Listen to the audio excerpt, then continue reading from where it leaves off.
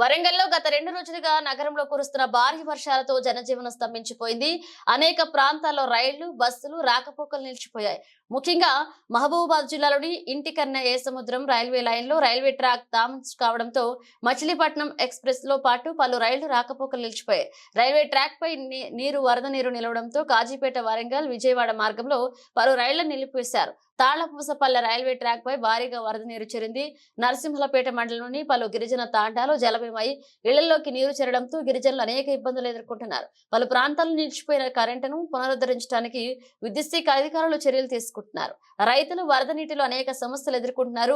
చిరు వ్యాపారులు తమ వ్యాపారాలు కొనసాగించడంతో వర్షపు నీటిలో అనేక అవస్థలు పడుతున్నారు. హన్మకొండ, సమ్మయ్య నగర్ ప్రాంతంతో పాటు పలు ఇస్లాం ఏరియాల్లో వరద నీరు భారీగా నిలిచింది. దీంతో గుడిసె వాసులు ఇబ్బంది పడుతున్నారు. వరంగల్ నగరంలో శివనగర్, కరీమాబాద్ తదితర ప్రాంతాల్లో ఇళ్లలోకి నీరు చేరడంతో ప్రజలు ఇబ్బంది పడుతున్నారు.